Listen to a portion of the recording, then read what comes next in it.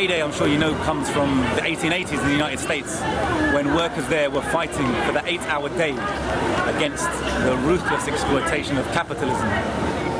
This is a day of international solidarity won by workers. In fact, on that demonstration on that day, workers in the United States were shot down, and it's become an international symbol since then of workers' resistance against capitalism. For us here in Britain, now, we're facing a time of world economic crisis of capitalism. We're facing a time of increased austerity and cuts.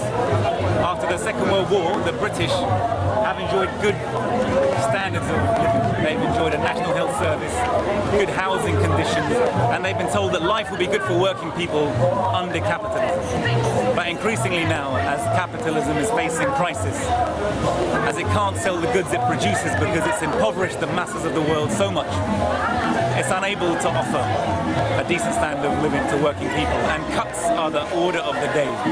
Initially, after the financial crisis, there was a brief attempt to spend our way out of crisis by the United States, as it has been doing actually for 30, 40 years.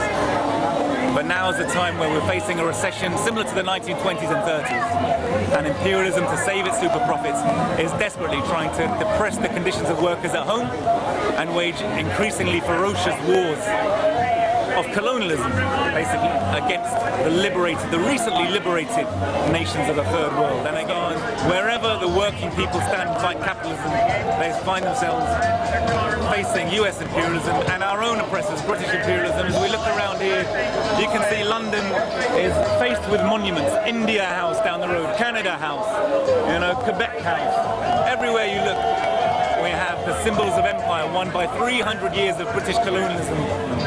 So the British working class, our role in the CPGB-ML is to make people of England and make people of the wider world understand that their main interest is to fight imperialism, that nothing is more precious than independence and freedom. In our country specifically, our working class movement is dominated by the Labour Party, a party which everywhere fights for imperialism. Bomber Blair fights for imperialism. He's the same person as Bush. It's like a double act.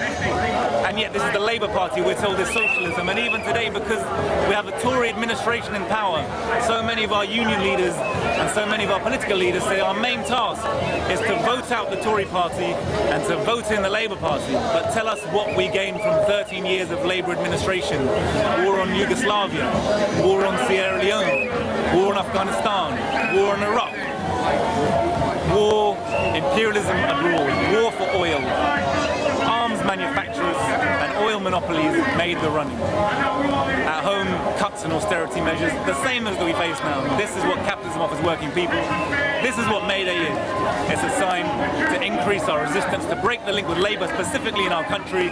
But if I can show you the back of my t-shirt. The government will not protect us or defend us or find those who have brutalized us and made us the victims for the past 400 years. Then it is time for us to do whatever is necessary to defend ourselves. Ain't nothing but a party, y'all. Let's get it on. Party for your right to fight.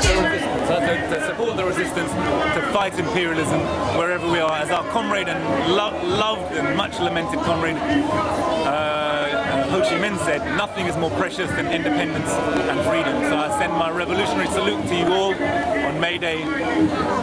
I'm with you, comrades. Red salute from London.